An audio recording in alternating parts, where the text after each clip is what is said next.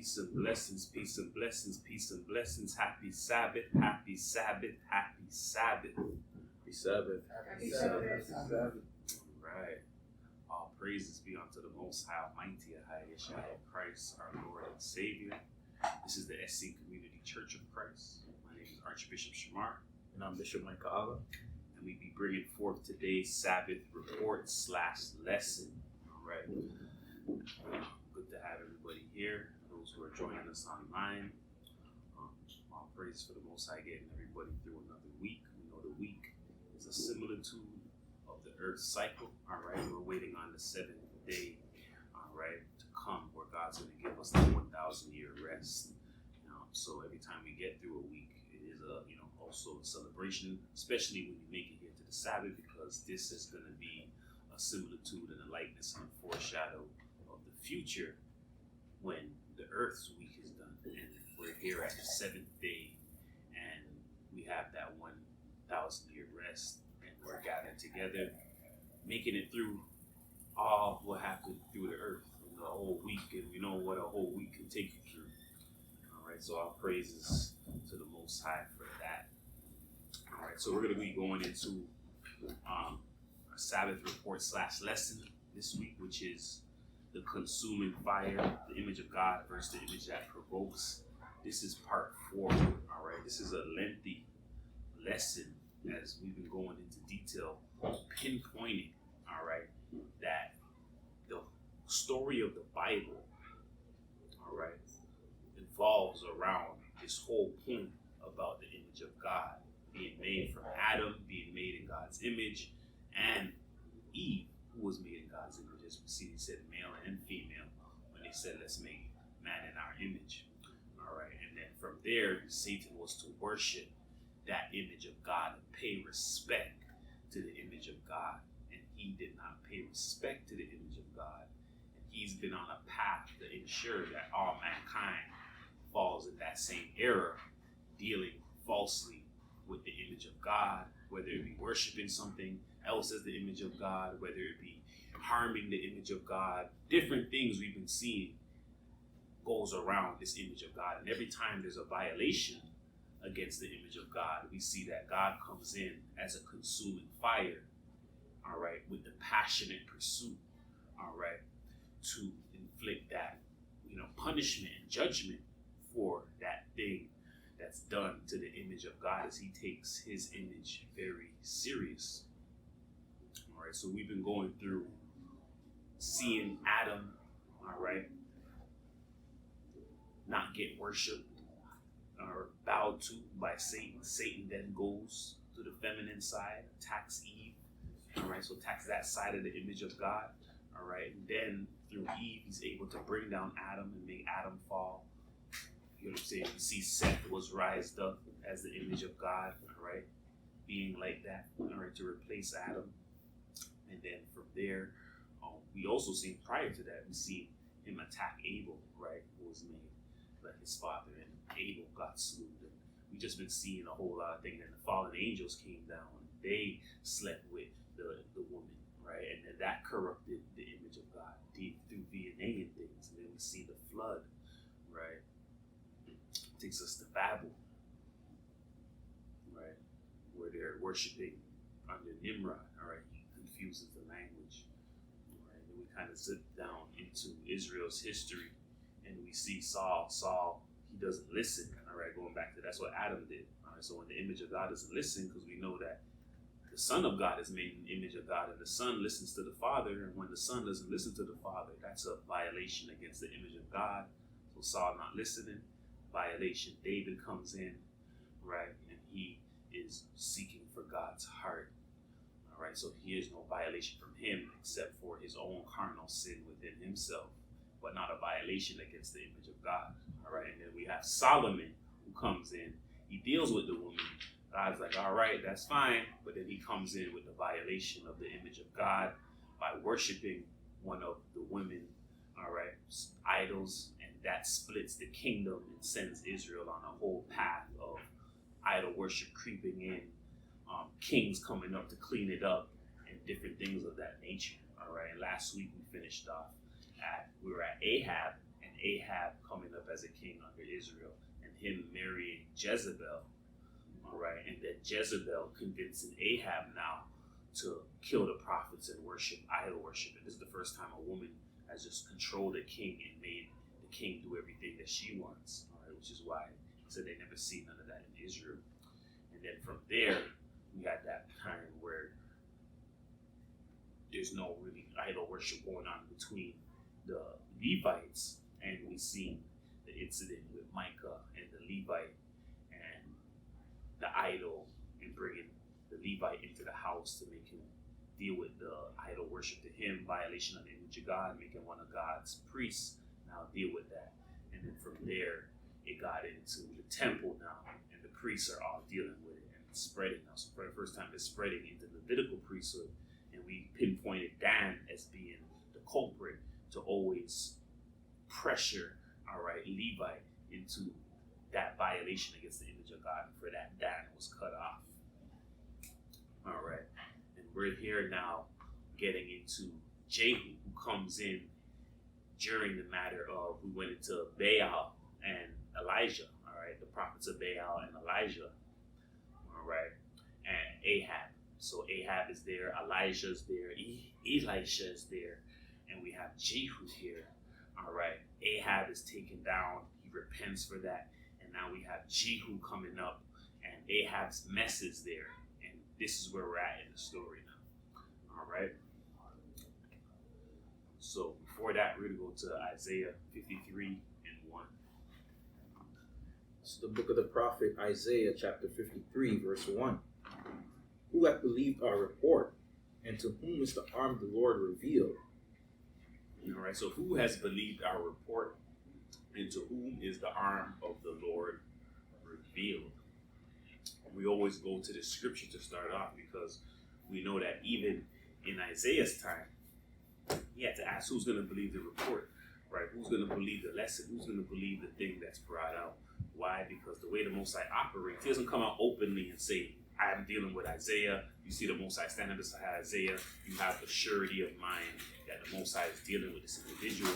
The Most High was always dealing with them in the background, revealing himself, right? In the nighttime, one of the times to these prophets, sending the word of the Lord. The word of the Lord reveals himself unto that prophet, sends that individual out after revealing what the Most High is revealed to the word of the Lord. The word of the Lord is revealed to the prophet. The prophet sent out to declare, thus saith the Most High.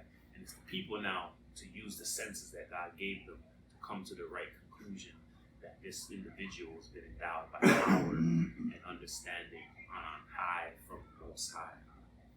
All right, so with prophets understanding and people understanding how the Most High operates, he just gave way to false prophets to come out and say, I have dreamed, I've seen these visions, I dealing with the Most High. And it's always the individual to come to their own conclusion, wisdom, understanding, scriptures, to see, is this person dealing with the Most High or not? A lot of the times they ask for miracles, all right, to be shown as well, all right. They showed that with Christ, so the Most High did miracles under Moses to show that, he was with him, but Christ came and said, you're not going to want miracles, all right.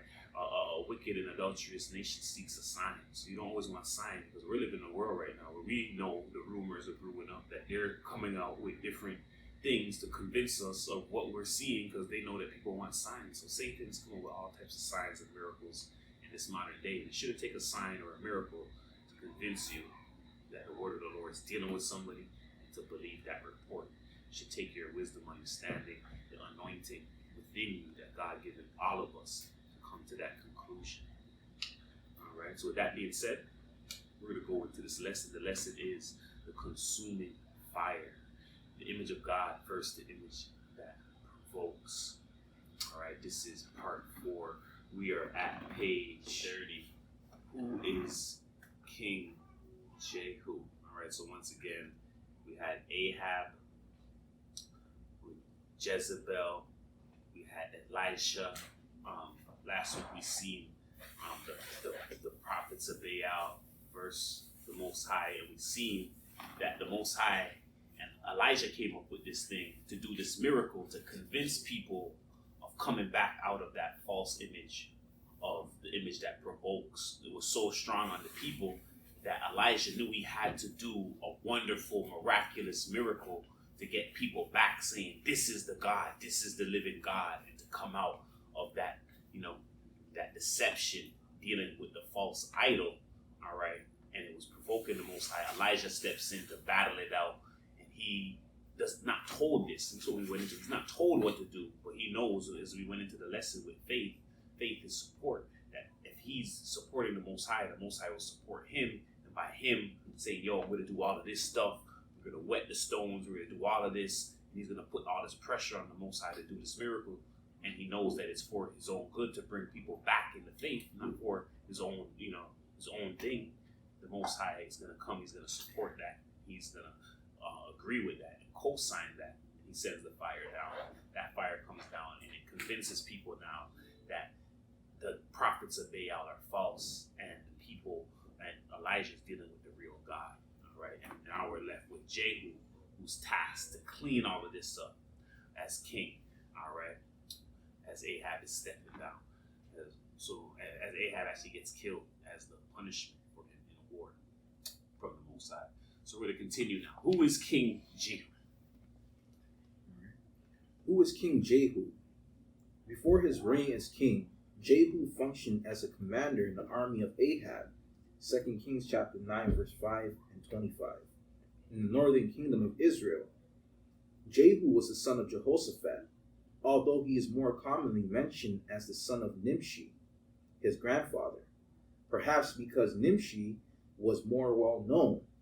Jehu's name, meaning Yahweh is he, portrays well his future God-given task, portrays his future God-given task to obliterate the house of Ahab along with the worship of Baal that pervaded Israel at the time. Jehu. All right, Jehu was commander in the army of Ahab. So Ahab was ruling, all right, in the northern kingdom. He's the son of Jehoshaphat, all right. Although a lot of times it mentions him as Nimsi, as they see that this is his grandfather, all right, but he was more well known. I guess that's why they put it. It also says his name means Yahweh is he, all right, and this is the problem as well that we have with these names, and we know that going into the essay understanding that understanding Christ's name clears up a lot of other people's name, because we know that they, with the false worship of Baal that we see happening in the scriptures, and the image of God that provokes, the image that provokes, we see that they then attributed the name into the prophets' names to get the meaning. Because if you're believing this is God's name, and you're going to incorporate that name into the prophet's name to get the name that you're looking for, and that brings these names here that have in it embedded the false name, and we know these names are false, so his name could not really be Jehu, all right, because it would have to deal with Haya, not Yehu, all right. But continue for us. Jehu was a reformer of sorts who was used by God to clean up the mess that Ahab had made. Of King Ahab, it is recorded that he did more evil in the eyes of the Lord than any of those before him.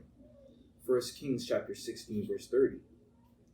Marrying Jezebel, daughter of the king of the Sidonians, Ahab was seduced into her idolatrous worship of Baal and Ashtaroth.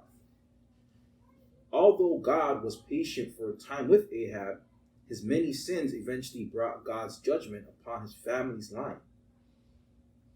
This judgment first lands upon Ahab's own head, as he is shot and killed in a battle against the Arameans. 1 Kings chapter 22, verse 34 to 38.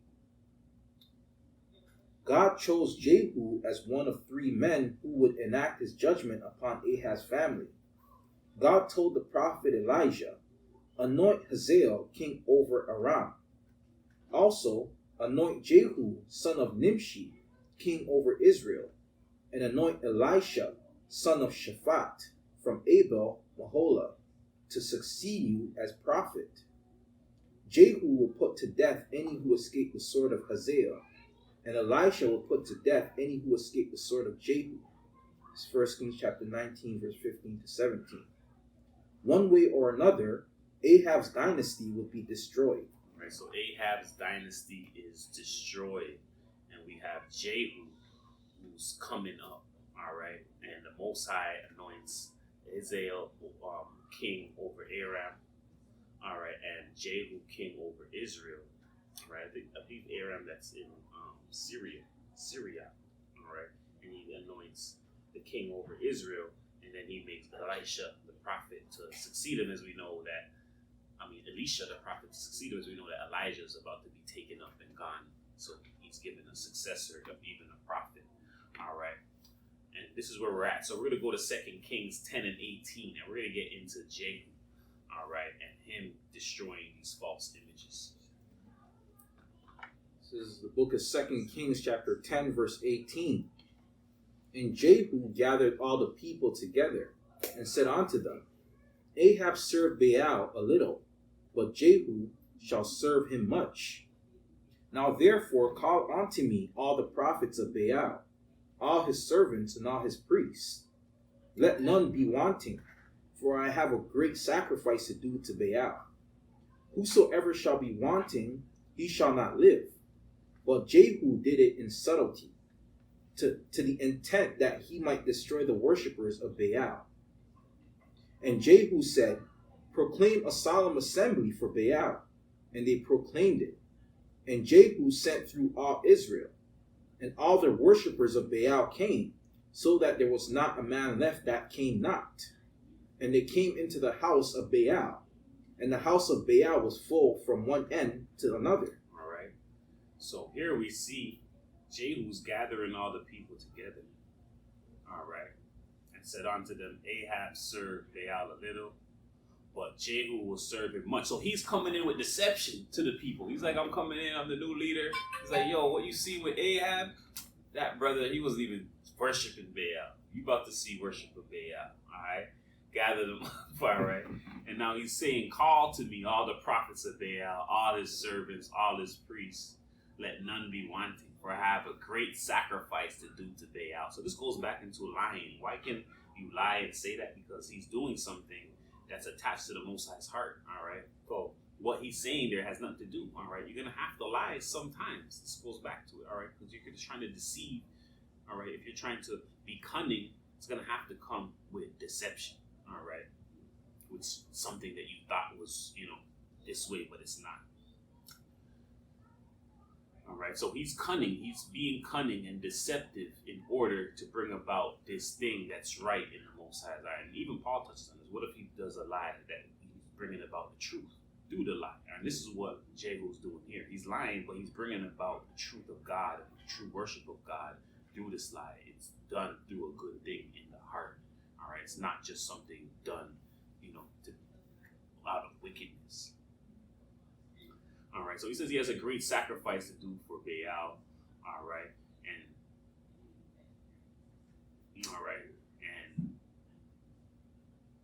he's doing that in the intent that he's going to destroy them. All right, so let's continue. Let's continue from the 22nd verse. And he said unto him that was over the vestry, Bring forth vestments for all the worshippers of Baal. And he brought them forth vestments. And Jehu went, and Jehonadab, the son of Rechab, into the house of Baal, and said unto the worshippers of Baal, Search and look, that there be here with you none of the servants of the Lord, but the worshippers of Baal only. All right, so we know that word, the Lord, that would have been the worshippers of the I am that I am. All right, so it's the I am that I am versus Baal. We know Baal really means husband. All right. And they know that they were using that because this was who their husband was. This is who they were dealing with. So they had this nickname for the god Baal. Baal is not really the god's name. They can't put the god's name all in this book. So they have a word that they just call the god under. All right. When the god had a name, this is where the deception is, where people's like, oh, that's not, they don't understand that Baal has a name. All right. That is not the name. Let's even get into the definition of Baal. We'll get it. This is the definition of Baal out of the Strong's Concordance, Hebrews 11:68. Baal, Baal, the same as Hebrews 11:67. Baal, a Phoenician deity. Baal, Baalim. This is the Brown Driver Briggs definition, It's the Hebrews 11:67 out of the Strong's Concordance. Baal, owner, husband, lord.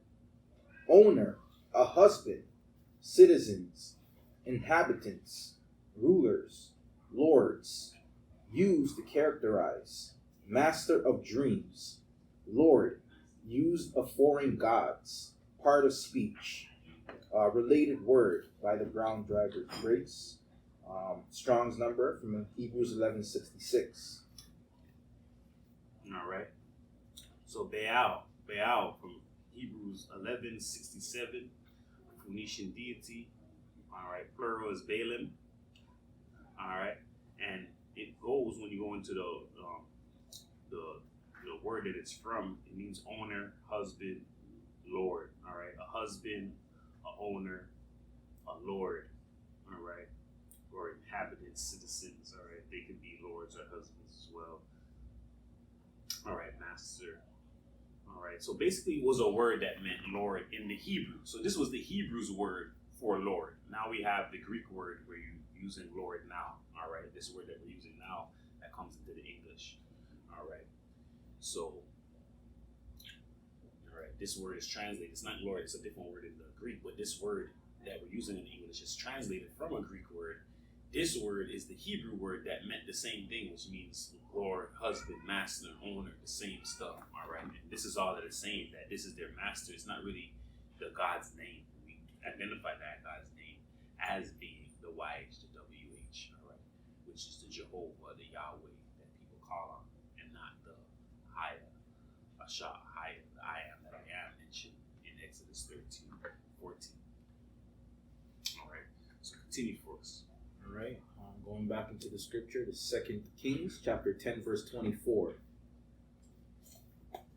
And when they went in to offer sacrifices and burnt offerings, Jehu appointed 80 men without, and said, if any of the men whom I have brought into your hands escape, he that letteth him go, his life shall be for the life of him. And it came to pass, as soon as he had made an end of offering the burnt offering, that Jehu said to the guard and to the captains, go in and slay them, let none come forth.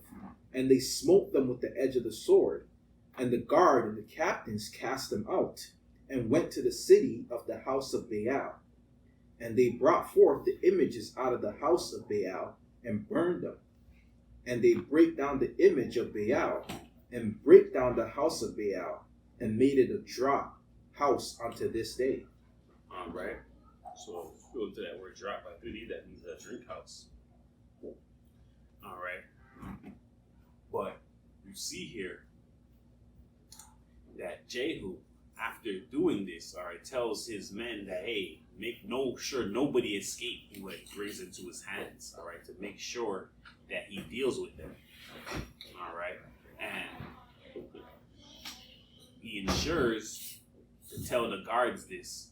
And then they deal with the sacrifice. They send up the sacrifice, and then he ambushes them and slays them, and they slew the whole prophets of Baal, and they cleaned up the Most High's kingdom. All right, so this is the northern kingdom. So Jehu had to come. He was a reformer of sort, kind of like Martin. All right, Luther, out of the Protestants. All right. And also like Theophilus, who was a reformer as well. All right. So he brings everything back, and this is Jehu's purpose. All right. So we're going to continue in 2 Kings 28. It's the book of 2 Kings chapter 10 verse 28. Thus Jehu destroyed Baal out of Israel. Howbeit from the sins of Jeroboam, the sons of Nebat, who made Israel to sin, Jehu departed not from after them, to wit, the golden calves that were in Bethel, and that were in Dan. And the Lord said unto Jehu, because thou hast done well in executing that which is right in mine eyes, and hast done unto the house of Ahab according to all that was in my heart, thy children of the 4th generation shall sit on the throne of Israel. All right. So he tells Jehu that he's happy with what he's been doing. He executed the judgment according to Ahab, according to his heart. He's now going to do, all right, and put his children in the fourth generation is going to sit on the throne of Israel. All right, so he's promising him a long longevity of reign on the throne. All right, continue for us. This is verse 31. But Jehu took no heed to walk in the law of the Lord God of Israel with all his heart, for he departed not from the sins of Jeroboam, which made Israel to sin. All right, so Jehu, even though doing all of this, like even though we see them do this, the prophets of Baal take them down, slew them, he does not take heed to walk in the law of the Lord God with all his heart. All right, and he departs, all right, from there and starts dealing with the sins of Jeroboam, all right, which made Israel to sin. All right, so he's falling into the old sins, all right, after a while. Continue for us. This is verse 32.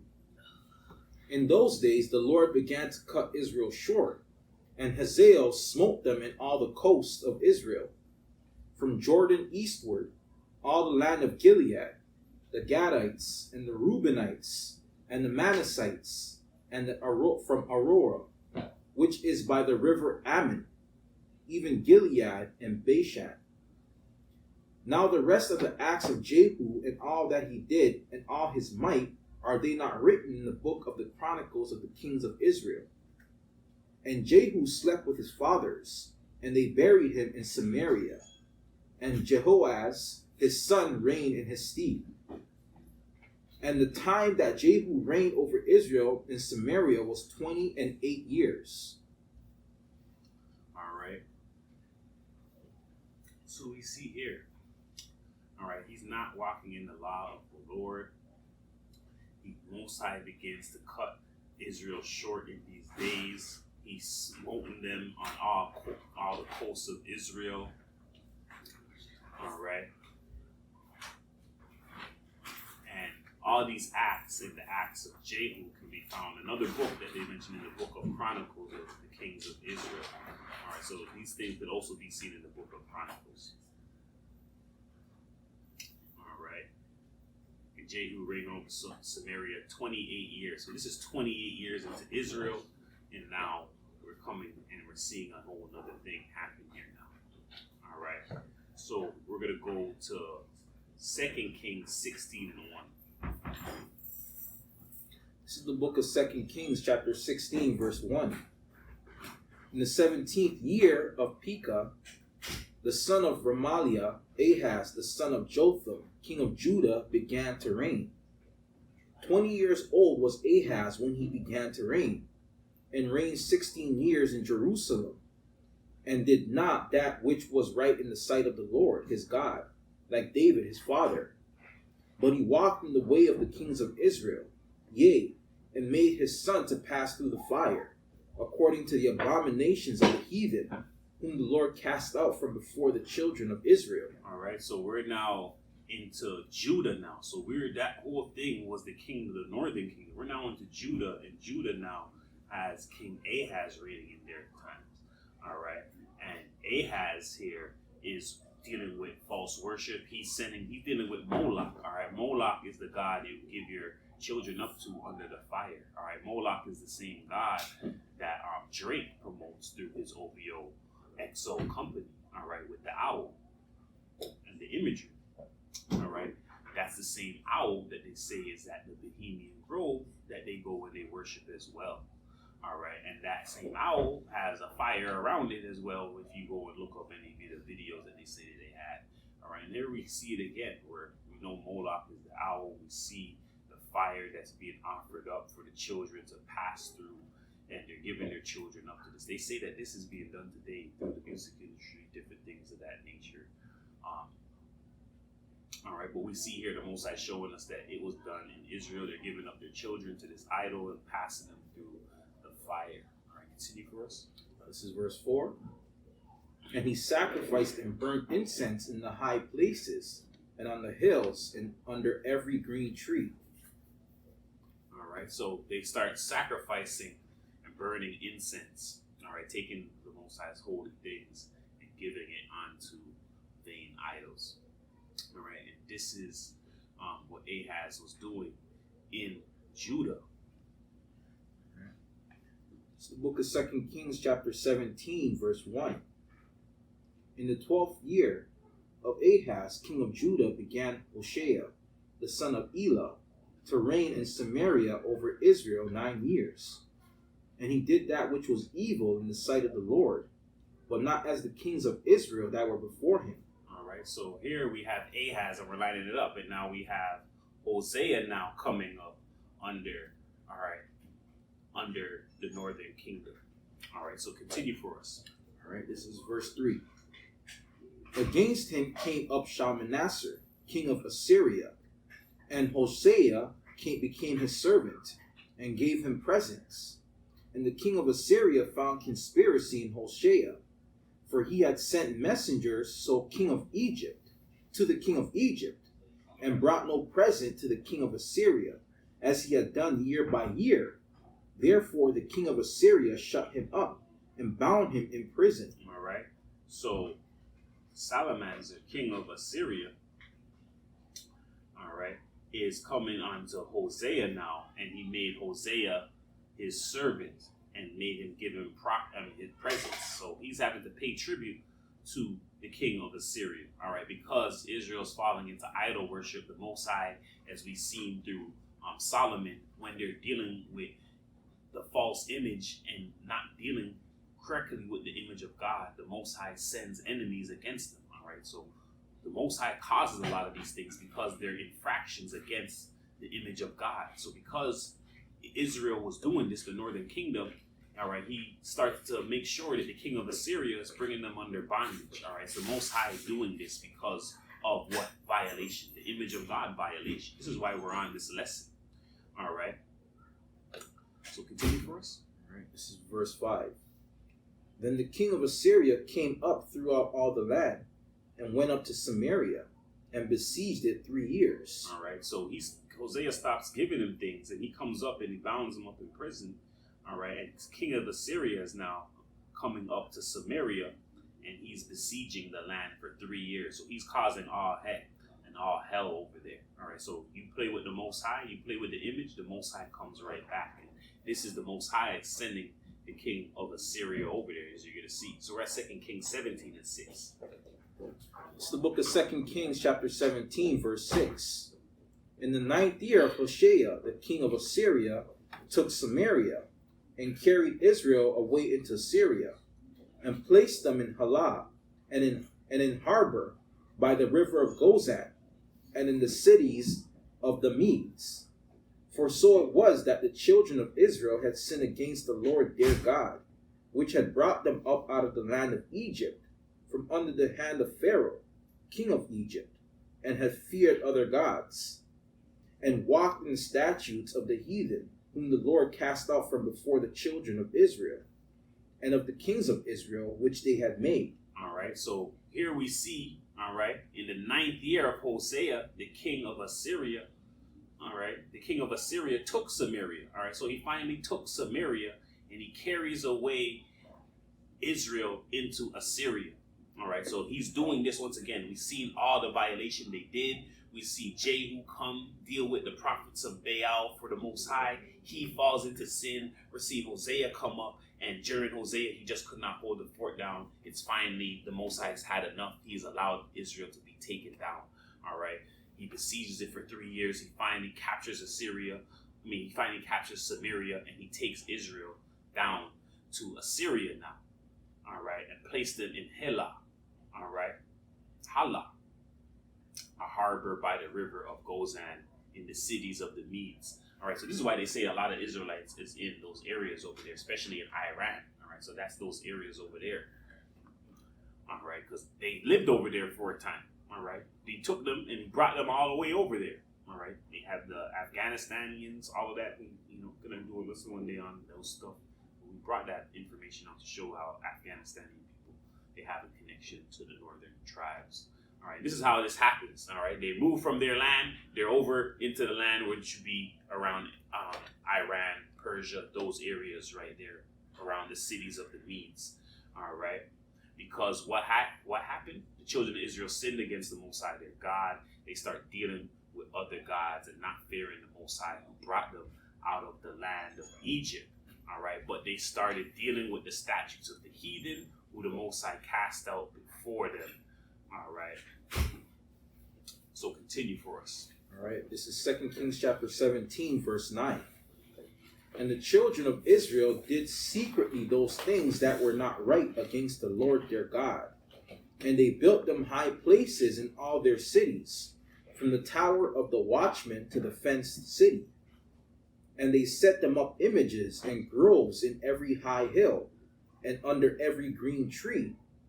And there they burnt incense in all the high places, as did the heathen, whom the Lord carried away before them, and wrought wicked things to provoke the Lord to anger. All right. So the children of Israel were doing secret things, as he said, showing what they were doing, creating high places for the idols. All right. Dealing with the high images, setting up the images, the groves, all of these things under every green tree, burning the incense in all the high places. All right. And provoking the Most High to anger. All right. With the image that provokes. All right. They're provoking him to come down with that passionate pursuit, all right, for judgment, for citations, violations against the image of God. Continue for us. All right, this is verse 12. For they serve idols, whereof the Lord hath said unto them, Ye shall not do this thing. Yet the Lord testified against Israel and against Judah by all the prophets and by all the seers, saying, Turn ye from your evil ways, and keep my commandments and my statutes, according to all the law which I commanded your fathers, and which I sent to you by my servants the prophets. Notwithstanding they would not hear, but hardened their necks, like to the neck of their fathers, that did not believe in the Lord their God. And they rejected his statutes and his covenant that he made with their fathers, and his testimonies which he testified against them. And they followed vanity, and became vain, and went after the heathen that were round about them, concerning whom the Lord had charged them, that they should not do like them. All right. So once again, he testified. They served the idols. He told them not to do this thing.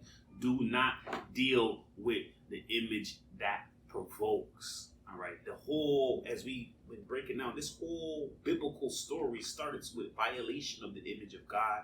God's very serious about this. Satan violated it. He punished him. He's trying to tell man not to do this, but Satan is constantly coming through man, through different spirits, through demons, to get them to worship these vain idols, going back into something that doesn't move or doesn't do anything, which they now use in the word for your car, like, or something that's not doing something. They change the spelling of it to IDLE.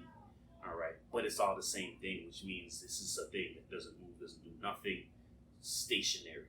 It's an idol. All right. And he's warning them. He warned Judah. He warned Israel. They're still doing it. They're not listening. Now we're seeing he has to bring them out the land. For the first time, they're captured, brought out the land, brought somewhere else to stop this from happening in his holy place. All right, so continue for us. All right, this is 2 Kings chapter 17, verse 16. And they left all the commandments of the Lord their God, and made them molten images, even 2 calves, and made a grove, and worshipped all the host of heaven, and served Baal. And they caused their sons and daughters to pass through the fire, and used divination and enchantments, and sold themselves to do evil in the sight of the Lord, to provoke him to anger. Therefore the Lord was very angry with Israel, and removed them out of his sight. There was none left but the tribe of Judah only. Also Judah kept not the commandments of the Lord their God, but walked in the statutes of Israel which they made. And the Lord rejected all the seed of Israel, and afflicted them, and delivered them into the hand of spoilers, until he had cast them out of his sight. All right. So they start making calves. They made a grove. They worship all the hosts of heaven. They serve Baal. All right. Baal, which is the title of that god. All right. Meaning husband, owner. All right, master. This was their master, not the Most High. They made this thing their master, this idol their master. Therefore, it got the nickname Baal, master, Lord. This is why even in the New Testament it says, call no man your master, for one is your master. You got one Baal. All right, that's the Most High. He's our husband. He's our master. All right, so that's emphasized again by the Most High. And he's saying that because he knows that they were calling something else their master, this God. All right, and they start dealing with all the stuff, passing through fire, using divination, enchantments. We see a lot of our women using it now. All right, we see a lot of our women using it now, divination, things of that nature. All right, enchantments. And the Most High was very angry with Israel, and he removed them out of his sight. Because we've seen what they did. They went to Baal worship. They got the king Ahab. Jezebel was his wife, showing him what to do.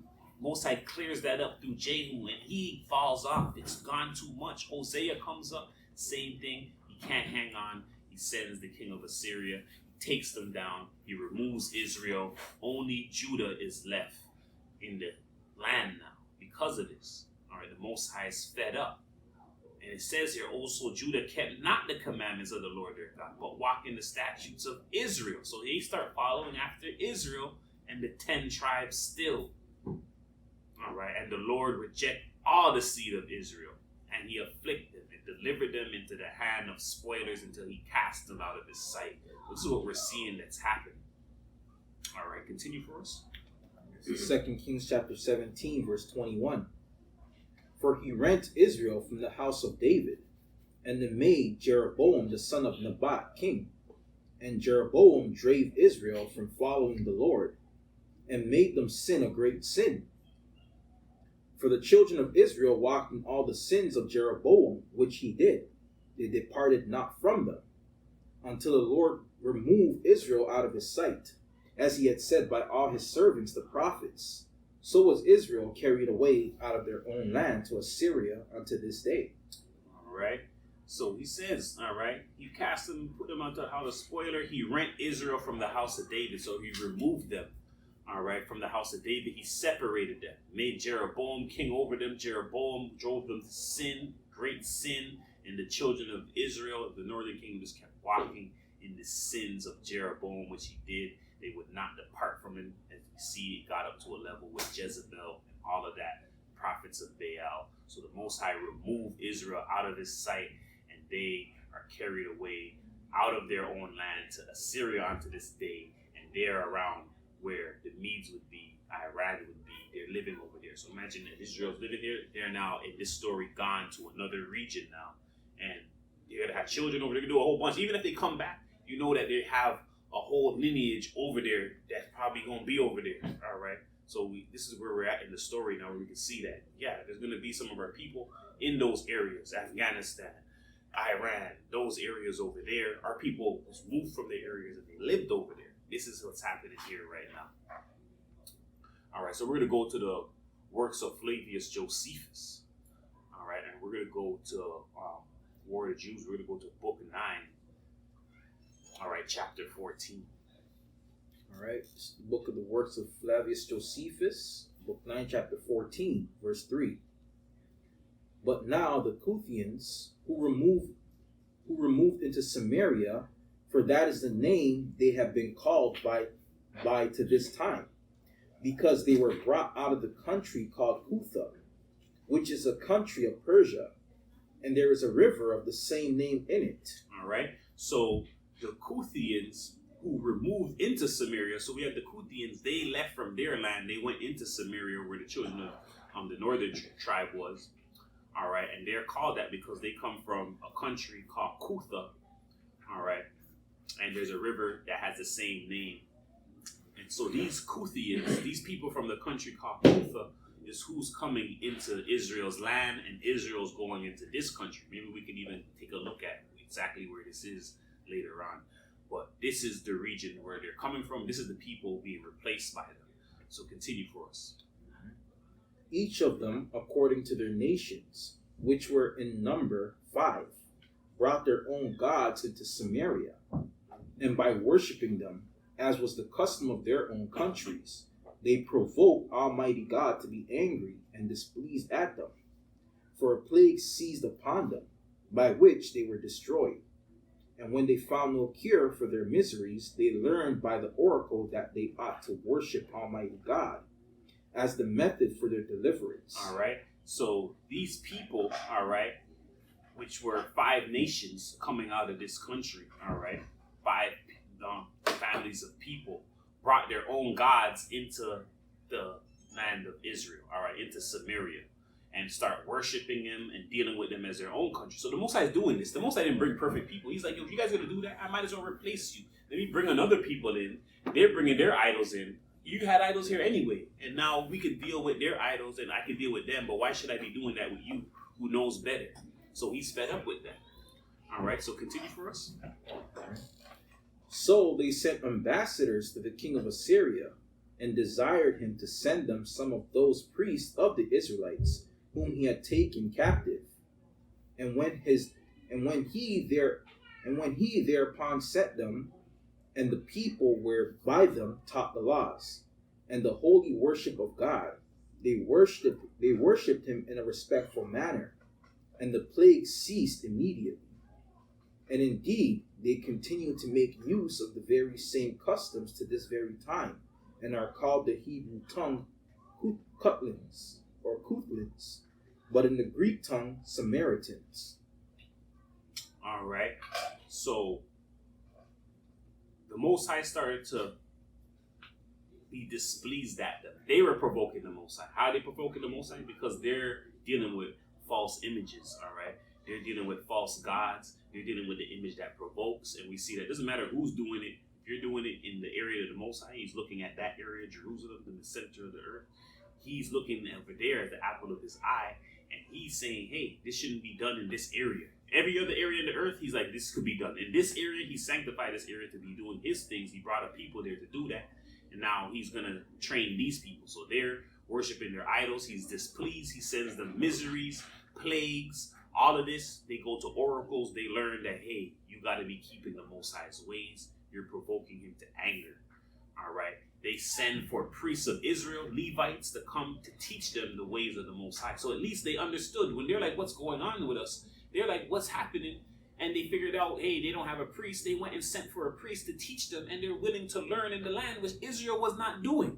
All right? Israel, who know the stuff, was not doing that. These people are doing. This is why the Most High said he could go to the Gentiles. The Gentiles will believe.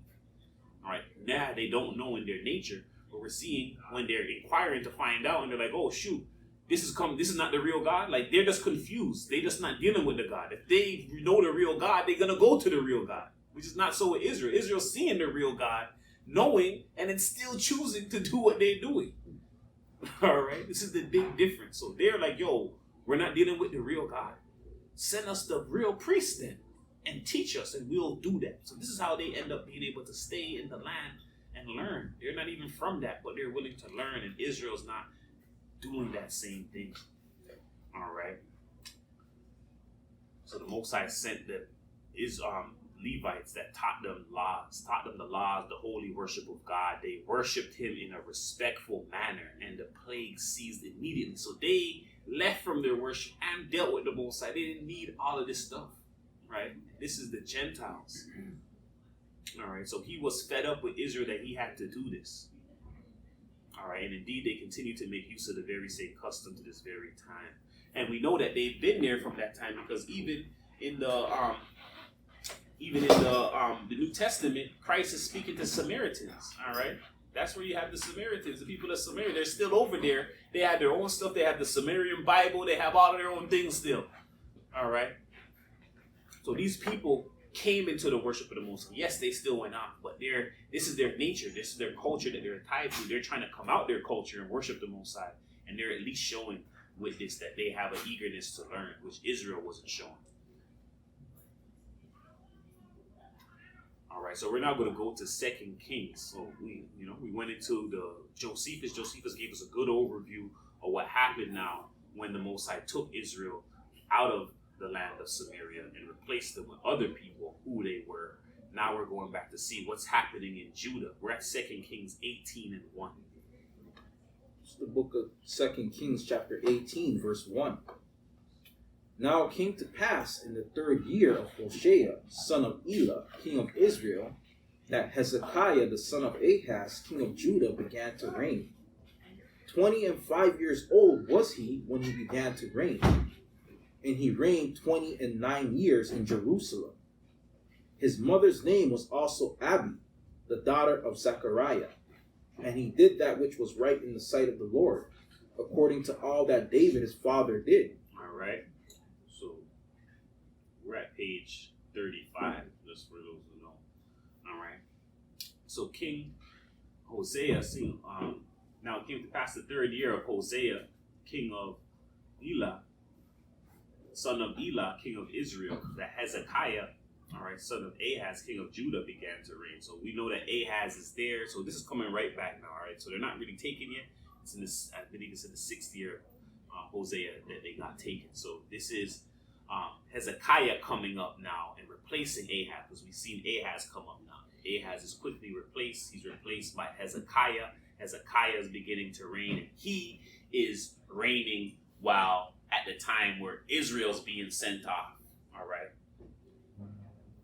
So at the time Israel's being sent off, all right, by Hosea, we see, under Hosea, we see Hezekiah coming up, and we're going to see what's happening in Judah at the time Israel's being taken away. And why didn't Judah get taken away too? Why did he, Mosiah, fed up with all of them? So we're going to go into that. So continue.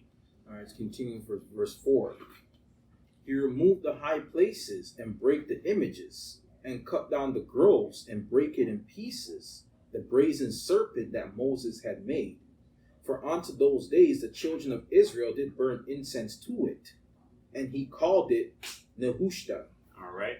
So he was doing things right in the sight of the Lord, according to all that David his father did, all right, in terms of the law and all of that. David his father did sin, but it wasn't a sin like that, all right. He was after the Most High's heart. His own flesh is what took him. So Hezekiah is doing these things as well. He removed the high places. He breaks the images. He cuts down the groves. He breaks in pieces the serpent that even Moses made. Imagine Moses made something. You want to honor that thing Moses made and have it around, but the people just fall into worship to it and burning incense to it, and he has to break that serpent, all right? And this is what Hezekiah is doing to stop the Most High's anger from coming upon the kingdom of Judah, and he's quickly rushing to doing this to stop the Most High's anger as it's coming in on the land of Israel. So continue for us. 5th verse, chapter 18 of 2 Kings. He trusted in the Lord God of Israel, so that after him was none like him among all the kings of Judah, nor any that were before him. For he clave to the Lord, and departed not from following him, but kept his commandments, which the Lord commanded Moses. And the Lord was with him, and he prospered whithersoever he went forth. And he rebelled against the king of Syria, and served him not. He smote the Philistines, even unto Gaza, and the borders thereof, from the tower of the watchman to the fenced city. And it came to pass in the 4th year of King Hezekiah, which was the 7th year of Hoshea, son of Elah, king of Israel, that Shalmaneser, king of Assyria, came up against Samaria and besieged it. And at the end of 3 years they took it, even in the 6th year of Hezekiah, that is the 9th year of Hoshea, king of Israel. Samaria was taken. All right, so Samaria is taken.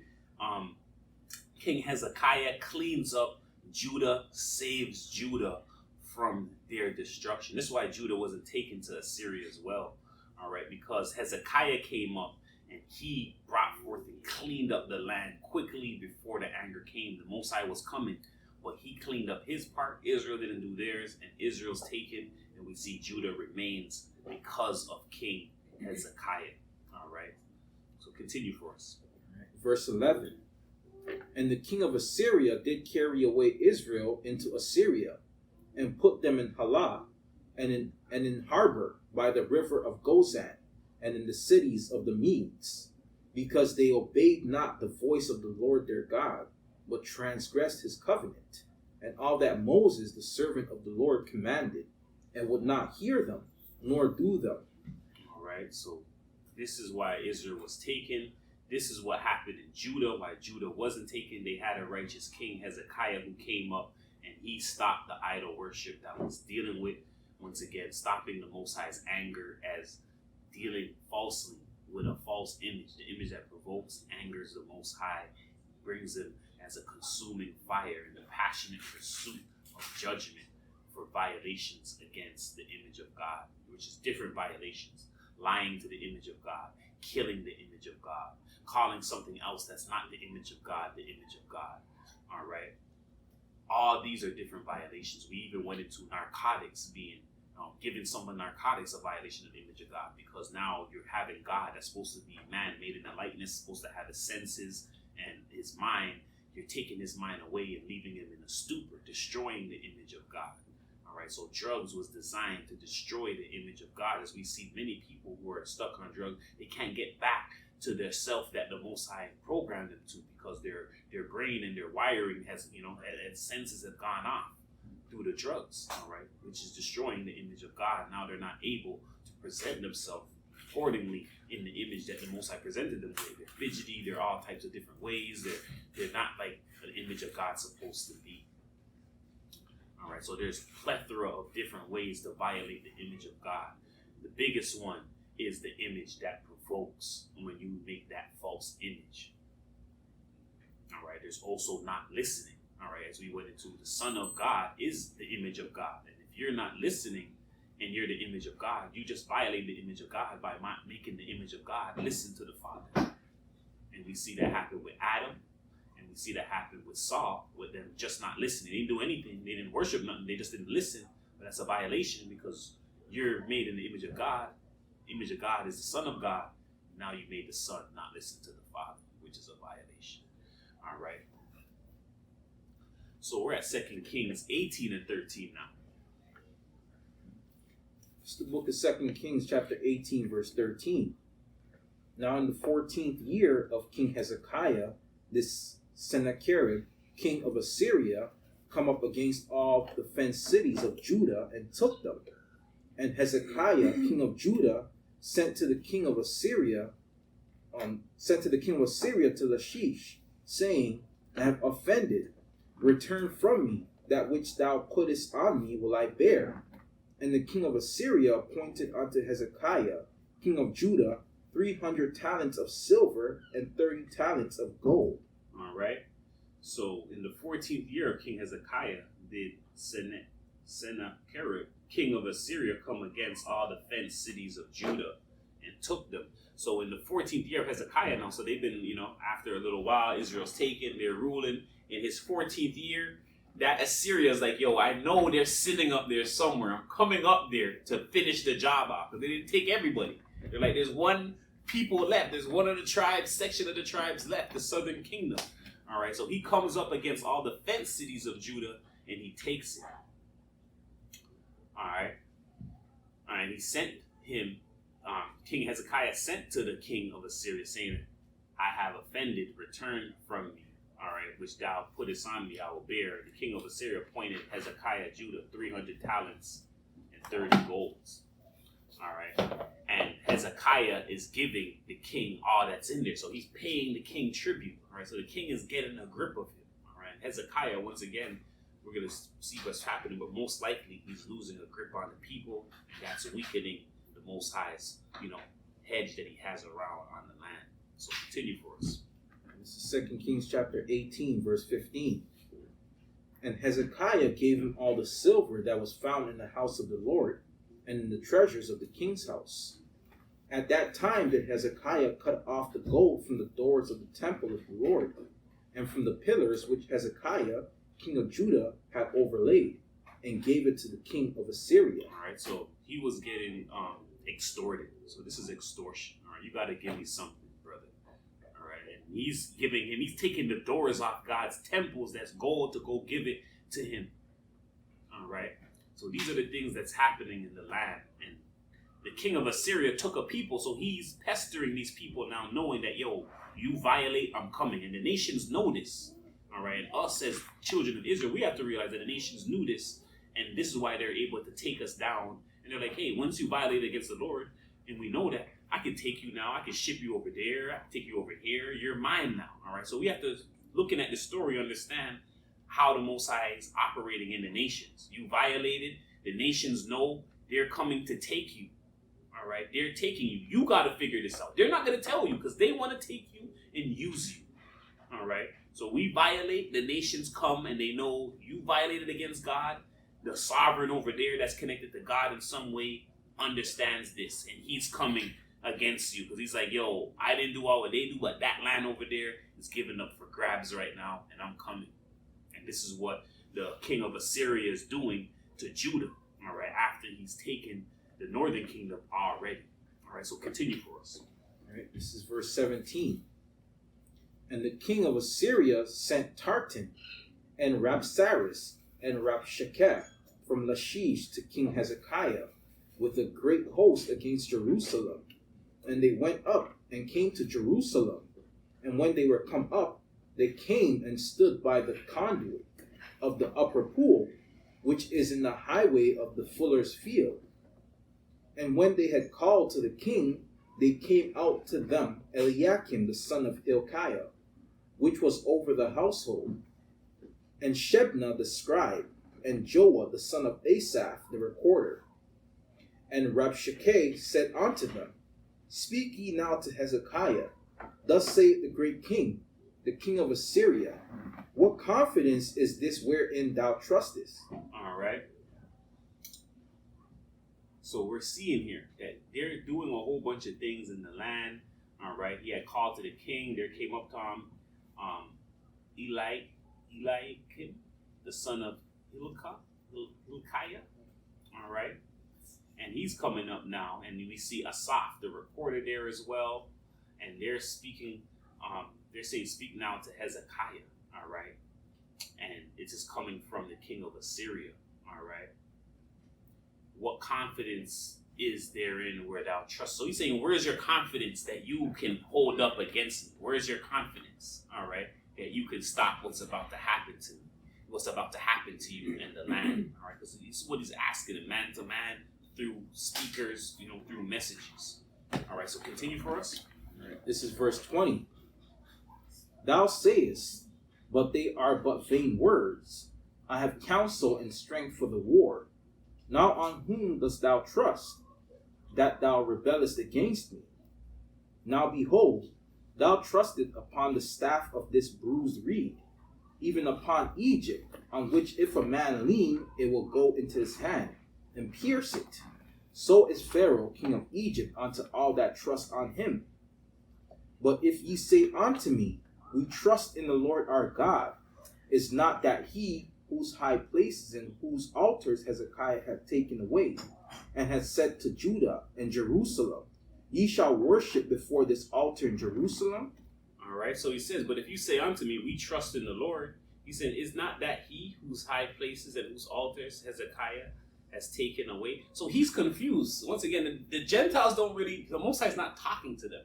All right, we went through this through our lesson on monarchy versus republic, all right, and we showed that the Most High was dealing with the kings of Judah directly. The nations, they got to deal with heaven's mandate, all right, so he rules them through heaven's mandate, which is through the laws of nature, all right. We've seen that in Wisdom of Solomon 6, where he's saying that if you don't do the things of the Most High, disasters and things come upon you, and that's how they figure it out, all right. So he doesn't really know the story of what's going on, so he's watching, and he's like, yo, you think you're going to win? I swear Hezekiah just took down the God's altars and all of that, right? So now he's thinking, I'm going to take you down because I seen you take down the God's altars and stuff. So he has the story distorted, thinking that Hezekiah took down God from the land, all right? So read that part again. Right? This is verse 22. But if ye say unto me, we trust in the Lord our God, is not that he whose high places and whose altars Hezekiah had taken away, and had said to Judah and Jerusalem, Ye shall worship before this altar in Jerusalem. All right, so he's saying, he has a story mixed up. He's saying you took away God's stuff and you have them worshiping before an altar when it's really the separate. He took away all the idols and had them worshiping the Most High by the altar.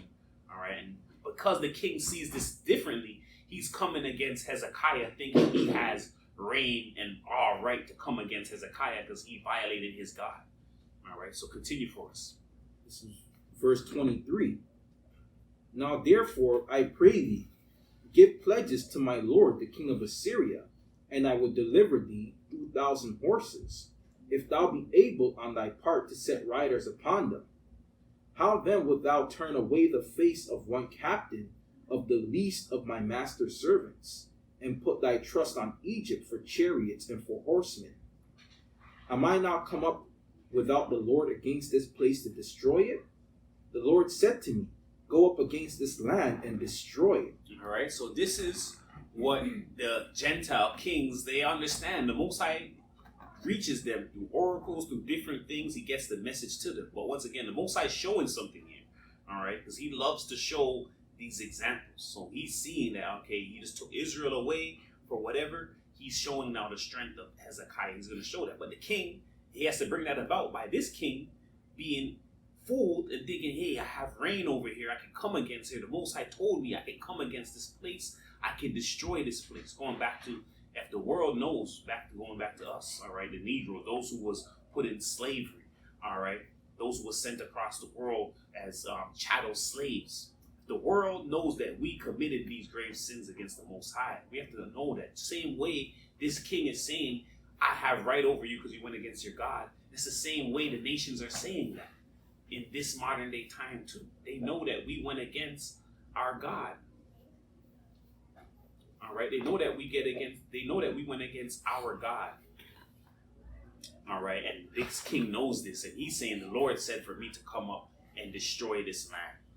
All right, so this is why he's here, because he's confused, thinking that Hezekiah is dealing with idol worship when he wasn't. So now he thinks he has right to destroy it.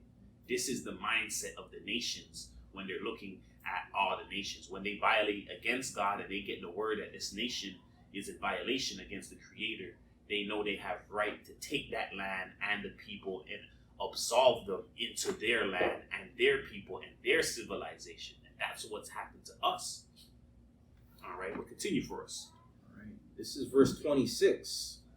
Then said Eliakim to the son of Hilkiah, and Shebna, and Joah, unto Rabshakeh, speak, I pray thee, to thy servants in the Syrian language, for we understand it, and talk not with us in the Jews' language, in the ears of the people that are up on the wall, that are on the wall. But Rabshakeh said unto them, hath my master sent me to thy master and to thee to speak these words?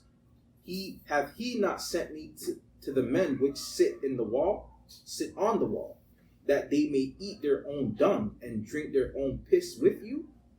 Then Rabshakeh stood and cried with a loud voice in the Jews' language and spake, saying, hear the word of the great king, the king of Assyria. Thus saith the king, let not Hezekiah deceive you, for he shall not be able to deliver you out of his hand. Neither let Hezekiah make you trust in the Lord, saying, the Lord will surely deliver us, and this city shall not be delivered into the hand of the king of Assyria. Hearken not to Hezekiah, for thus saith the king of Assyria, make an agreement with me by a present, and come out to me, and then eat ye every man of his own vine, and every one of his fig tree, and drink ye every one the waters of his cistern. All right. So here we're saying he's setting this person, and they're speaking to the men of Judah on the wall, and he's saying, yo, let not Hezekiah deceive you. You're not going to be able to be delivered out of this. He's trying to scare them into, put fear in them. All right. Neither let Hezekiah make you trust in the Lord, saying the Lord is going to deliver you, because the city shall not be delivered. All right. The city shall not be delivered into the hand of the king of Assyria. Let him not deceive you, thinking that it's not going to be delivered, because it's going to be delivered. Hearken not to Hezekiah, because thus saith the king of Assyria, make an agreement with him by presents, send him presents, extortion, all right? Send him things, all right? So that you can drink out your own stuff, eat your own things. Because if you don't, then you're not going to be able to do that. You're going to come for your land. So this is what he's saying. He's extorting the land for its stuff. Or he's coming. One of the two. And don't fool yourself thinking if you don't do this, I won't take you down. Scaring them with what happened with Israel. All right, so this is what's happened. The nations have this thing about them. They know you sinned against the Most High. I'm coming for you. I'm coming to absolve you. Don't think I don't have that power. Now, when we're backing with the Most High, you're supposed to say, I have backing it from the Most High. Come try if you want now. All right, so this is the thing. Are you with the Most High or are you not with the Most High? All right, so continue for us. This is verse 32. Until I come and take you away to a land like your own land, a land of corn and wine, a land of bread and vineyards, a land of olive oil,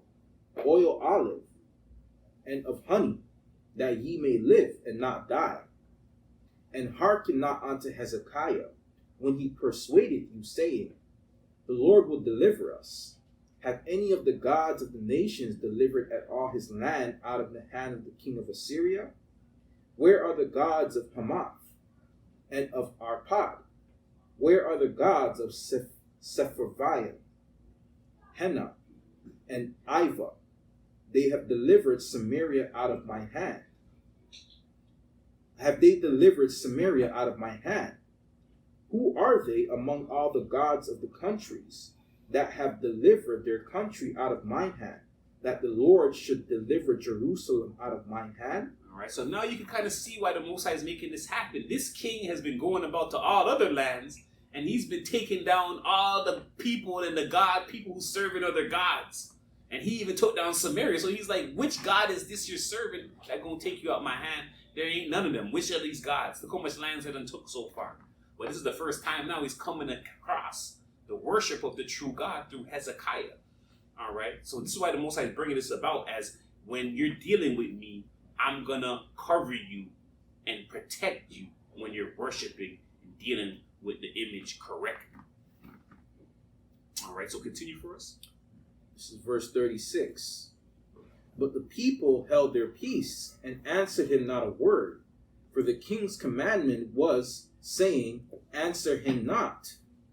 Then came Eliakim, the son of Hilkiah, which was over the household, and Shebna, the scribe, and Joah, the son of Asaph, the recorder, to Hezekiah with their clothes rent, and told him the words of Rabshakeh. All right. This is what's happening now. All right. And then they have this thing on their hand. We're going to go into the next chapter to see what happens with Judah and Assyria. So we're at 2 Kings 19 and 1. This is the book of 2 Kings chapter 19 verse 1. And it came to pass when King Hezekiah heard it, that he rent his clothes and covered himself with sackcloth and went into the house of the Lord. And he sent Eliakim, which was over the household, and Shebna the scribe, and the elders of the priests, and covered with sackcloth to Isaiah the prophet, the son of Amos. And they said unto him, thus saith Hezekiah, this day is a day of trouble, and of rebuke and blasphemy. For the children are come to the birth, and there is not enough strength to bring forth. It may be the Lord thy God will hear all the words of Rabshakeh, whom the king of Assyria, his master, has sent to reproach the living God, and will reprove the words which the Lord thy God hath heard. Wherefore, lift up thy prayer for the remnant that are left. All right, so he's saying it may be that the Lord God will hear these words from Rebeshna, all right, who the king Assyria, his master, has sent to reproach the living God, all right, and will reprove the words which the God has heard, all right. So they're going into prayer to hope that the Most High is going to be on his side. Hezekiah understands. So he, even though he cleaned up already, he's still again arming them for prayer, telling them to get right with the Most High. Let's pray to him right now, all right. So continue. All right, it's the book of 2 Kings, chapter 19, verse 5. So the servants of King Hezekiah came to Isaiah, and Isaiah said unto them, Thus shall ye say to your master, Thus saith the Lord, Be not afraid of the words which thou hast heard, with which the servant of the king of Assyria has blasphemed me. Behold, I will send a blast upon him, and he shall hear a rumor, and shall return to his own land, and I will cause him to fall by the sword in his own land. All right. So the servants of King Hezekiah came to Isaiah. So Isaiah is here now, and Isaiah is telling him, You shall say to your master, Thus saith the Lord, Be not afraid. So Isaiah the prophet, all right, gives comforting words to Hezekiah and the people that don't worry about this. All right, be not afraid of the words which thou hast heard, all right, which the servants of the king of Syria have blasphemed. The Most High is going to send a blast upon him. He shall hear a rumor. He's going to go to his own land. You're in good graces with the Most High. Isaiah is confirming that for the people. All right, so Isaiah is here in 2 Kings 19. He makes his appearance as well. So we're at 2 Kings 20 and 1. It's the book of 2 Kings chapter 20, verse 1. In those days was Hezekiah sick unto death, and the prophet Isaiah the son of Amos came to him, and said unto him, Thus saith the Lord, Set thine house in order, for thou shalt die and not live. All right, and just to skip past it, because it's a whole long story, but as you see, the Most High did do his word when he told Isaiah, all right, he sends the blast, they hear the rumor, they go back to their own land, they're not taken down. All right, so this is later on now in Hezekiah's years, and he's getting sick unto his death. All right, so just read that again first. This is 2 Kings chapter 20, verse 1. In those days was Hezekiah sick unto death, and the prophet Isaiah the son of Amos came to him, and said unto him, Thus saith the Lord, Set thine house in order, for thou shalt die and not live. Then he turned his face to the wall, and prayed unto the Lord, saying, I beseech thee, O Lord, remember now how long I have walked before thee in truth and with a perfect heart, and have done that which is good in thy sight. And Hezekiah wept sore. All right, so Hezekiah is being told by the Most High, set thine house in order, because you're going to die, you're not going to live. So this is what I was telling you. When you're in good grace with the Most High, you don't just die out of nowhere. All right, they knew when they're going to die. They knew the appointed time. He's being told, get ready. Imagine you being told, yo, you're about to die, get your things in order, brother. So things is not left. You're like, yo, what do you mean? I got how long to live, Lord? Yo, I got to say everything. This is what he's feeling now, all right? And he's like, yo, look how much things I did. He wants a little more life. He's not ready to go. Which everybody would say if they were told, yo, get your stuff ready. Kingdom's calling you. You're like, what do you mean? Right now, God? Nah. All right, so this is what he's doing. All right, so continue for us. All right, this is verse 4. And it came to pass afore Isaiah was gone out into the middle court, that the word of the Lord came to him, saying, Turn again and tell Hezekiah, the captain of my people, Thus saith the Lord, the God of David thy father, I have heard thy prayer, I have seen thy tears. Behold, I will heal thee. On the third day thou shalt go up unto the house of the Lord, and I will add unto thy days 15 years. And I will deliver thee and this city out of the hand of the king of Assyria. And I will defend this city for my own sake, and for my servant David's sake. All right. So he's defending the city from the king of Assyria. All right. And he's added 15 years to King Hezekiah's life. All right. Imagine being told you're about to die, it's coming soon, and you pray, and God's like, yo, you did the things for me, you saved, Judah, you brought the things back, worship to me. I'm giving you 15 extra years. 15 years is a lot. That's more. It's a decade and then a half a decade. All right. So gave him 15 extra years. All right, to live and answer this prayer, and that is because what he did for the Most High. So continue for us. Verse 7. And Isaiah said, Take a lump of figs. And they took and laid it on the boil, and he recovered. And Hezekiah said unto Isaiah, What shall be the sign of the Lord? What shall be the sign that the Lord will heal me? and that I shall go up into the house of the Lord the third day. And Isaiah said, This sign shalt thou have of the Lord, that the Lord will do the thing that he had spoken. Shall the shadow go forward 10 degrees or go back 10 degrees? And Hezekiah answered, It is a light thing for the shadow to go down 10 degrees. Nay, but let the shadow return backward 10 degrees. And Isaiah the prophet cried unto the Lord, and he brought the shadow 10 degrees backward, by which it had gone down in the dial of Ahaz. All right, so here he asks him, how can he know what's the sign that the Lord will heal me, that I shall go up to the house of the Lord the third day? And Isaiah said, This sign shalt thou have of the Lord, that the Lord will do the thing that he has spoken. Shall the shadow go forward 10 degrees or go back 10 degrees? And Hezekiah, it is a light thing for the shadow to go down 10 degrees. Nay, but let the shadow return backward 10 degrees. All right, so he's saying, hey, and this is the thing, Isaiah once again is stating that they're not speaking to the Most High and saying what to do. They know I support the Most High. The Most High supports me. All right, and I'm trying to make someone more faithful. So he's asking him, all right, I can make this thing go back, and he's asking him, which one do you want? Because which one will convince you in your mind that the Father is real? And he tells him which one he thinks is the harder one, and he's like, all right, that's the thing that's going to be done. The Most High going to do to show you that, hey, he's here, all right, and that this thing's going to happen. All right, and Isaiah knows that him saying that the Most High is going to back him up. He's sure of that, because the Most High cannot back him up. But he knows that I'm supporting the Most High. The Most High is going to support me. All right, and the Most High is looking at that, because he's putting his life on the line and his thing on the line to say that I'm real, and I'm going to do what I'm saying. I'm going to back him up in that. All right, and this is what happens. Is that the first daylight savings time back? It is. Yeah. Real quick. So you know what? Bring it back real quick. Because do they bring it back forward after? They never say they bring it back forward, right? He's like, all right, make it go back. But did you bring it? It just You know, stayed there. it's like that in the world. Just like Joshua when he made the sun stand still. Mhm, He missed the mhm. whole day, right? Mm-hmm, Or actually just missed whatever it was that they missed. Which is interesting. Very interesting. All right, so we're going to go now to 2 Chronicles chapter 33. And we're going to see Manasseh come up. And he's coming up now after Hezekiah. All right, so continue.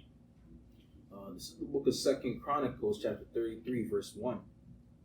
Manasseh was 12 years old when he began to reign, and he reigned 50 years in Jerusalem, but did that which was evil in the sight of the Lord, like unto the abominations of the heathen, whom the Lord had cast out before the children of Israel.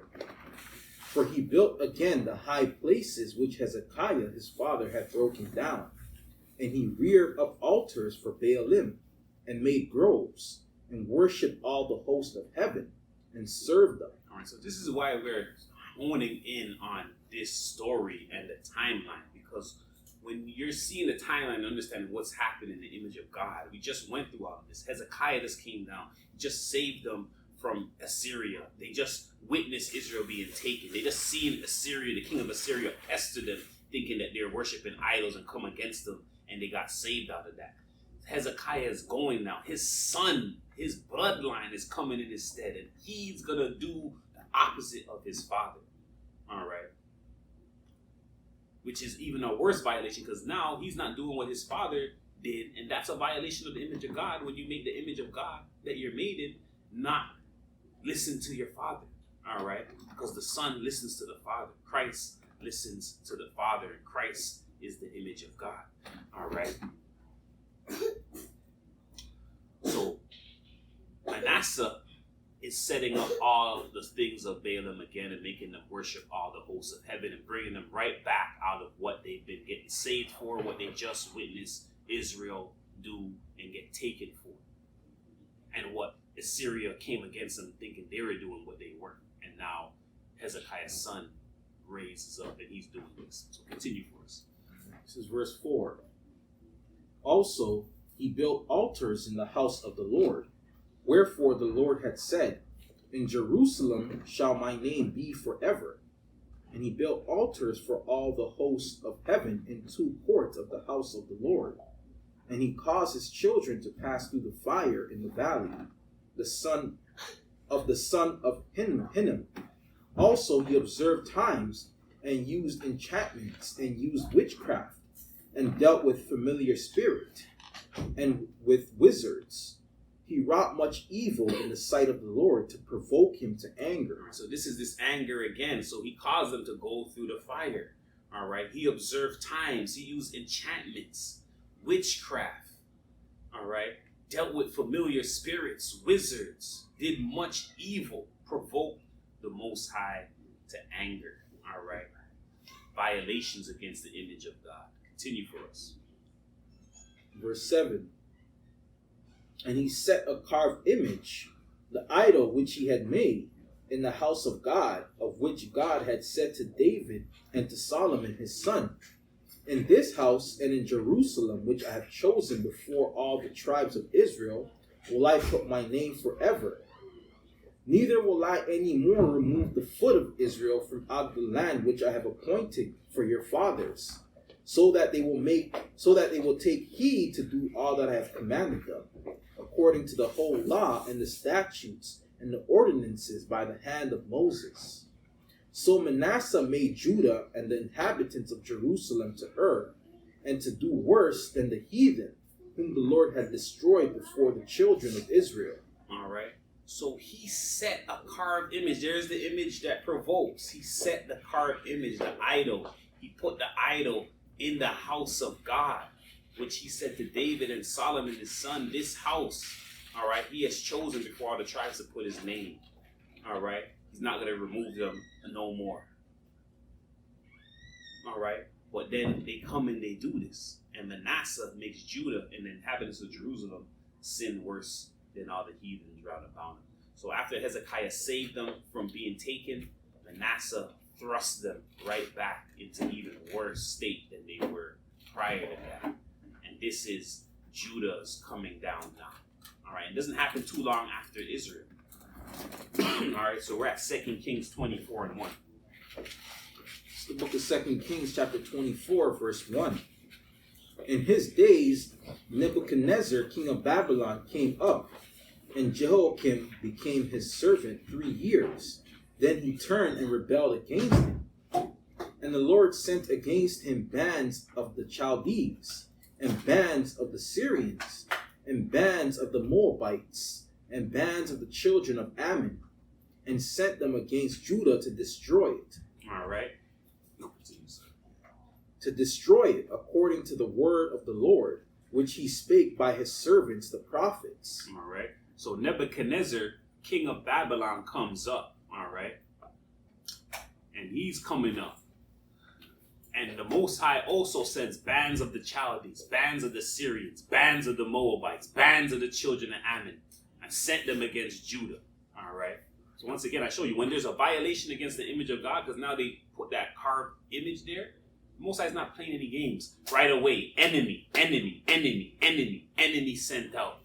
All right. As we said, the Most High is a consuming fire. He's passionate in his pursuit for judgment against violations against the image of God.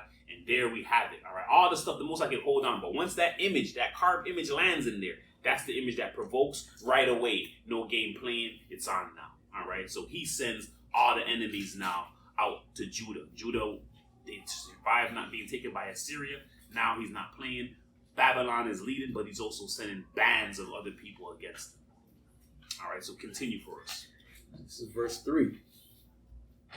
Surely at the commandment of the Lord came this upon Judah, to remove them out of his sight for the sins of Manasseh, according to all that he did, and also for the innocent blood that he shed, for he filled Jerusalem with innocent blood, which the Lord would not pardon. Now the rest of the acts of Jehoiakim, and all that he did, are they not written in the book of the Chronicles of the king of Judah? So Jehoiakim slept with his fathers, and Jehoiakim his son reigned in his stead. And the king of Egypt came not any more out of his land, for the king of Babylon had taken from the river of Egypt unto the river Euphrates all that pertained to the king of Egypt. Jehoiakim was 18 years old when he began to reign, And he reigned in Jerusalem 3 months. And his mother's name was Nehushta, the daughter of Elnathan of Jerusalem. And he did that which was evil in the sight of the Lord, according to all that his father had done. At that time the servants of Nebuchadnezzar, king of Babylon, came up against Jerusalem, and the city was besieged. And Nebuchadnezzar, king of Babylon, came against the city, and his servants did besiege it. And Jehoiakim, the king of Judah, went out to the king of Babylon, he and his mother and his servants and his princes and his officers. And the king of Babylon took him in the 8th year of his reign. And he carried out thence all the treasures of the house of the Lord, and the treasures of the king's house, and cut in pieces all the vessels of gold which Solomon, king of Israel, had made in the temple of the Lord, as the Lord had said. All right. So we have Manasseh who brought them back under these things. All right. And then the Most High now, all right, Manasseh passes, and we have Joachim who's coming up, all right, who's also known as Eliakim, all right, who was mentioned prior to in the other chapters, all right. And he is reigning now, and in his reign, in Jehoiakim's reign, all right, this is when Babylon, Nebuchadnezzar, is coming against Judah now to repay Judah for all the sins they've been doing after Hezekiah passed, all right, and Manasseh, his son, starts to do this wickedness. All right, so continue for us. So verse 14. And he carried away all Jerusalem, and all the princes, and all the mighty men of valor, even 10,000 captives, and all the craftsmen and smiths. None remained, save the poorest sort of the people of the land. And he carried away Jehoiakim to Babylon, and the king's mother, and the king's wives, and his officers, and the mighty of the land, those carried he into captivity from Jerusalem to Babylon. All right, so Jehoiakim, the king of Judah, is taken to Babylon. The king's mother, the king's wives, his officers, the mighty of the land, they're carried away into the captivity from Jerusalem to Babylon. All right, continue. Verse 16. And all the men of might, even 7,000, and craftsmen and smiths, and 1,000, all that were strong and apt for war, even them the king of Babylon brought captive to Babylon. All right, so he brought all of them captive down to Babylon. All right, we're going to jump to 2 Kings 24 and 17. So we're going to continue. It's the book of 2 Kings, chapter 24, verse 17. And the king of Babylon made Mathaniah, his father's brother, king in his stead, and changed his name to Zedekiah. All right, so Zedekiah is now ruling, all right, and he's ruling instead of Mathaniah, his father's brother. Instead of the king of Babylon, all right, and he changed his name to Zedekiah. All right, so continue for us. Verse 18. Zedekiah was 21 years old when he began to reign, and he reigned 11 years in Jerusalem. And his mother's name was Hamutal, the daughter of Jeremiah and of Libnah. And he did that which was evil in the sight of the Lord, according to all that Jehoiakim had done. For through the anger of the Lord it came to pass in Jerusalem and Judah, until he had cast them out from his presence, that Zedekiah rebelled against the king of Babylon. All right, so the king is choosing who he's going to make king in their land. All right, he chooses this brother, Zedekiah, Mathaniah. All right, and changed his name to Zedekiah. And this is all what's happening now in the land of Judah.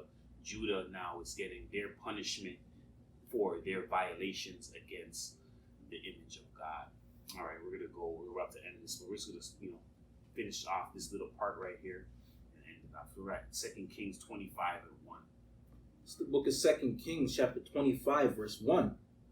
And it came to pass in the 9th year of his reign, in the 10th month, in the 10th day of the month, that Nebuchadnezzar, king of Babylon, came, he and all his host, against Jerusalem, and pitched against it. And they built forts against it round about. And the city was besieged unto the 11th year of King Zedekiah.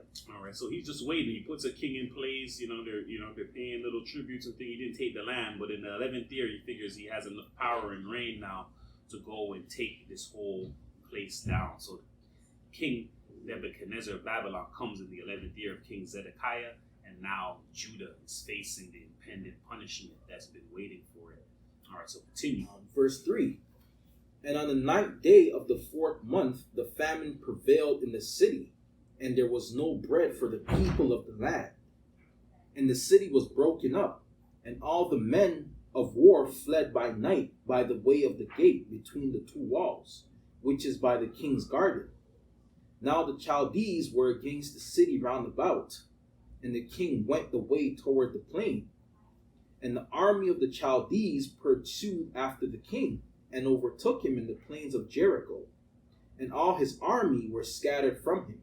So they took the king, and brought him up to the king of Babylon, to Riblah. And they gave judgment upon him. And they slew the sons of Zedekiah before his eyes, and put out the eyes of Zedekiah, and bound him with fetters of brass, and carried him to Babylon. All right, so we see this, all right. 4th month, famine is prevailing.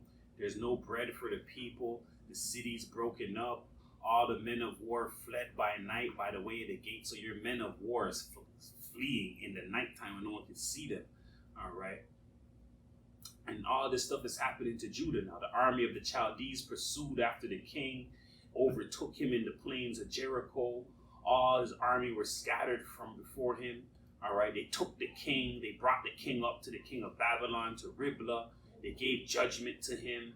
They slew the sons of Zedekiah before his eyes. Then they took the eyes of Zedekiah out. They bound him with fetters of brass. They carried him to Babylon. This is the Most High doing this because of the violations of the image of God. This is a very serious topic. He doesn't play when it comes to violations of the image, especially when it comes down to a false worship of another God. All right. So continue for us. This is verse 8. And in the 5th month, on the 7th day of the month, which is the 19th year of King Nebuchadnezzar, king of Babylon, came Nebuzaradan, captain of the guard, a servant of the king of Babylon, unto Jerusalem. And he burnt the house of the Lord, and the king's house, and all the houses of Jerusalem, and every great man's house burnt he with fire. And all the army of the Chaldees that were with the captain of the guard break down the walls of Jerusalem round about. Now the rest of the people that were left in the city, and the fugitives that fell away to the king of Babylon, with the remnant of the multitude did Nebuzaradan, the captain of the guard, carry away. All right. So this is what happened. All right. The Most High brought this judgment upon Judah and their people for falling into the same sins, all right, that the king of Israel was dealing with. This is what transpires, all right, with all of this. All right, and Hezekiah tried to save them, but it's an inevitable thing that they were going to fall and they were going to do this. So we get to see what broke the kingdom up. We got to see what happened when, Israel got taken, how Judah reformed themselves, and this is why they weren't taken, but they still couldn't hold on, and now they're finally attacked by Babylon, and they're going to Babylon. So we have people that's already gone to Assyria, and we have them now being attacked by Babylon, and they're being taken to Babylon. All right, and this is where we are at in the story. All right, so all praises be unto the Most High Almighty, Ahai Christ, for bringing this unto us. All right, so this is part 4.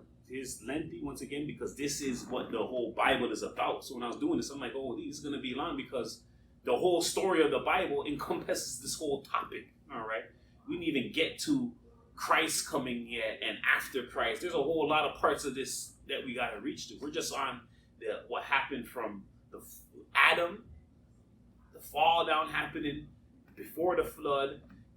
A little time before we call Israel gets enacted, all right? We have Babylon there, and then we get into Israel's history, and Israel's history is all on stopping this flow of worship of this false image and the image that provokes into the land, all right?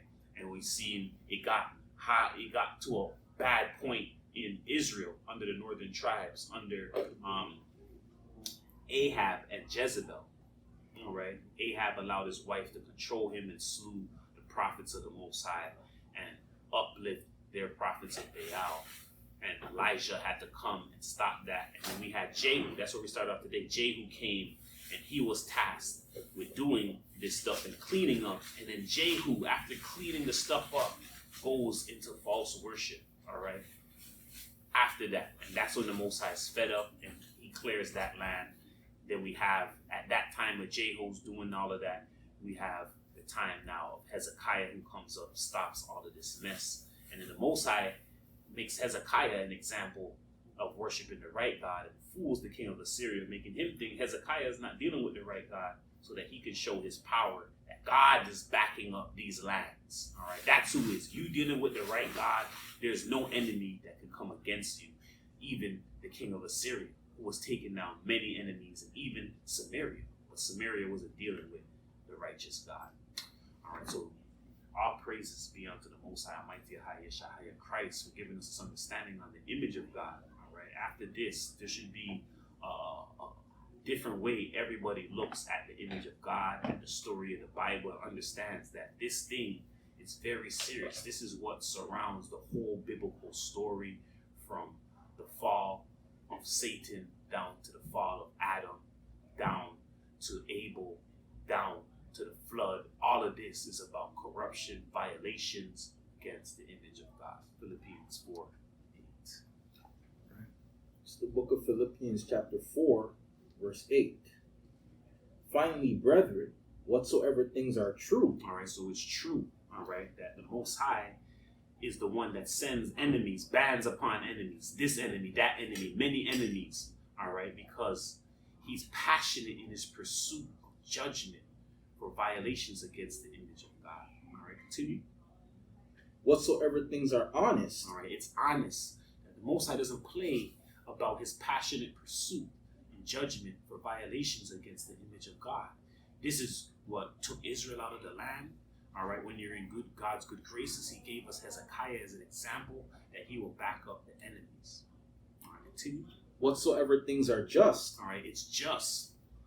It's a just thing when the Most High sends bands upon bands of enemy in passionate heat of pursuit of judgment for the violation against the image of God, because they're violating and doing things that they know. We have kings that come in and clean up the mess, and then after it's cleaned up, go right back and do this very thing. The Most High could go to the Gentiles. We've seen that he removed Israel out of the northern kingdom, all right, and brought Gentiles there, and they were dealing with their worship. And when they got the warning, they called for prophet of the Most High. They learned the Most High's ways, and they were able to eventually stay in that land that Israel could not do. All right, continue. Whatsoever things are pure. All right, it's pure. Pure worship of the Most High is what he's looking for. All right, we're dealing right with the Most High. All right, if we're dealing right with the image of God, the Most High would deal right and pure with us. All right, continue. Whatsoever things are lovely. All right, it's lovely when the Most High sees us dealing in true worship and dealing right in the image of God and not violating it. As we see with Hezekiah, he gave him 15 years of added life, because the Most High loves when he sees these things. He will bestow your wishes upon you. He'll even give you longer years of life. All right, continue. Whatsoever things are of good report. All right, it's a good report when the Most High has a land that's dealing with his worships. It's a bad report that sends enemies to the land. They hear of a bad report. There's false worship going on, or they're not dealing with their God. These bad reports is what sends the enemies. The good report lives us living in peace, holy, just with the Most High. All right, continue. If there be any virtue, and if there be any praise, think on these things. those things which ye have both learned and received and heard and seen in me do, and the God of peace shall be with you. All right. So we want to say all praises be unto the Most High Almighty, the High Yeshua Christ, our Lord and Savior. This is the SC Community Church of Christ. All right. I am Archbishop Shamar. I'm Bishop Michael Olive. All right. This was today's Sabbath report / lesson. All right. We're going to take a couple questions before we close out. We had a couple comments in here. Someone said, why did the devil's name change throughout history? The names of people's given many names for different characteristics that they have. All right. Just like how we know that the Holy Spirit, she has, her being a mother has how much different titles, different things. This is why people are confused about wisdom, because she has so much different titles. She knows as the Holy Spirit, she knows as earthly mother, you get what I'm saying? She knows as the comforter. She has all of these different ways about her, right? And this is why the Most High, he could have the same, and this is why he simplifies it for him to saying, I am that I am, because you could have all these different titles for them. When we're looking at the Most High stuff, especially maybe this Isaiah 9:6, where he's giving you all this title, wonderful, this, that, he could have so many different things. He could be named so many different things. All right. But he gives you the one name that encompasses it all. I am that I am. All of this. I encompass all of this. I am. All right.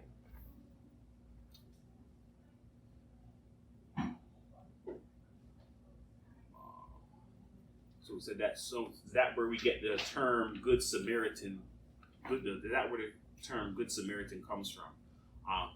Yes, there's possibly, because the Samaritans, they're doing things where they're not supposed to. So Good Samaritan is someone who's on the side. They're not really supposed to be doing it, but they're doing good as well anyways. But it also comes from the Samaritan who also is helping Christ, all right?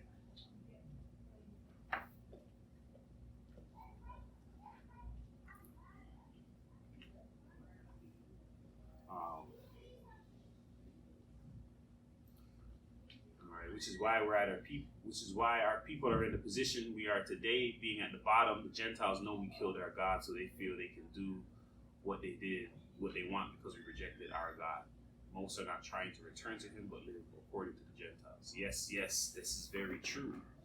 All right, so I'm saying we're understanding this, and we're coming out of this. All right, going through these stories is strengthening us in the reality of this, that we can now attack our reality and correct these things that are being done. And this is what the SC Community Church is all about attacking these things in the law and bringing about true things in reality, and correcting these things and getting back into that grace of the Most High, which is already done because he's brought us into Christ, under the church, into Christianity, into the new covenant, which a lot of our fellow brothers and sisters who believe that they are Hebrew Israelites by blood are unable to do. All right, they're unable to see that we've been able to see, and we're dealing with the correct God.